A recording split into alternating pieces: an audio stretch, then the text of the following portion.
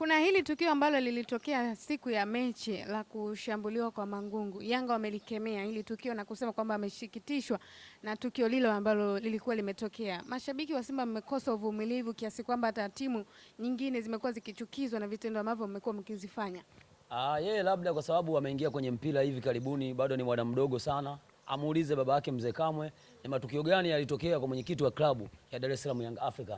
Amuulize kimkuta nini mchunga mpaka leo yupo Tanzania, lakini hajihusishi kabisa na mpira. Yaani watu kama hawajui kama alishawahi kupita na kuwa mwenyekiti wa klabu hiyo. Waulize ni tukio gani lilimkuta. Bora hilo. Mangungu si mtu anataka kumpiga kibao kamkosa, askari wamemkinga.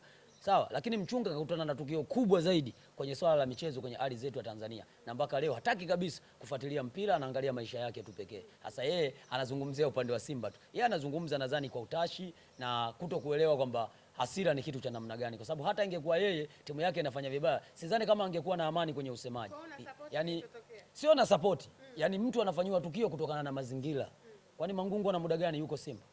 Kashai kufanywa tukio kubwa zaidi ya ile aliyofanywa juzi hapa. Manake lile limekuwa kubwa zaidi kwa sababu ya muendelezo wa matokeo. Watu wanawauma yamewafika hapo. Kwa hiyo wanafika kufanya vitu ambaye sio sawa, lakini wanafanya kutokana na maumivu. Ila kwa sababu yeye toka amekuwa msemaji, amekutana na kipindi cha neema tu. Hata akipanda mbegu kwenye mawe, basi mmea unaota. Lakini Mediali ndo kaanza na changamoto hizo na mpaka sasa bado anapambana nazo, lakini yule ni mtu tofauti sana. Ni msemaji wa hali ya juu. Sidhani kama kuna msemaji alishawahi kupita kipindi kigumu kama anachopitia Mediali. Lakini anapita na anazungumza na wana Simba na bado wako pamoja naye. Sidhani kama angekubali kuendelea kufanya hamasa kupita na kispika mtaani. Alikamwe angeweza yale? Asingeweza yale. Lakini yeye binafsi nadhani angekuwa yeye Alikamwe, saizi pengine usemaji kashaubwaga, kaenda kuangalia maisha mengine. Sasa juzi tu alisusa hapa.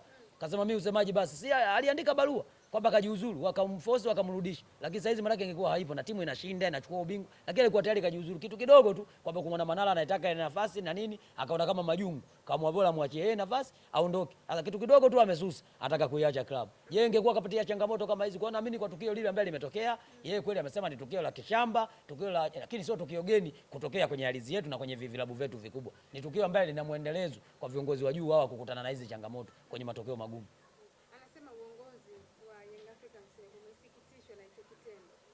Sawa, umesikitishwa na sisi tunapokea, kwa sababu hata baadhi ya wanachama na mashabiki wapo ambaye hatukulizika na kile kitendo. Lakini mimi naamini kile kitendo kimetokea kwa sababu ya muendelezo wa matokeo mabaya.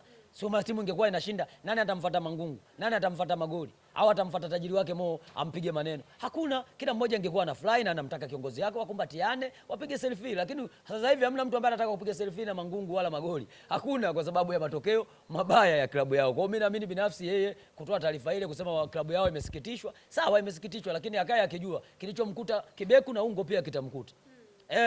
Yani ule Ungo ambao umechakaa ule, maki na ule ambaye mpya pia utafika na utaitwa Kibeku kama ule uliochakaa. Kwa hiyo nao muda wao utafika tu. Hii ni changamoto ambayo tunapitia sisi, lakini na wao pia viongozi wao watakuja watapitia, kwa sababu wao wana madudu mengi ambayo wameyaficha kabatini. Sasa wakianza kuyafufua washabiki na wanachama wao, na wao walivyokuwa hawana uvumilivu, walivyokuwa na roho ngumu, mbona watagombana lile jengo, watagombania zile tofali kwenye kile kigorofa chao cha mchongo.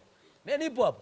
Watagombania tofali pale. Waache waidiwe vitu ambavyo havitimii. Mara mchakato wa mabadiliko utakamilika kesho tu, sema mchakato wetu wa njia fupi. Wamepata ushauri mpaka La Liga uko bilioni 1 ili mchakato wao uende sawa. Lakini mpaka leo wamefunika kwenye kabati, wanaongopea watu wanajenga uwanja. Sasa twende, itafika mwisho wa uongo utafika mahali pake, utakaa pembeni na ukweli utajionyesha, wataanza kupigana mawe wenyewe kwa wenyewe. Sisi sasa hizi acha tupambane na timu yetu, lakini muda wa kwao pia utafika wa kupambana na timu yao. Kasako Media, tunaangazia maisha, tunaandika kesho.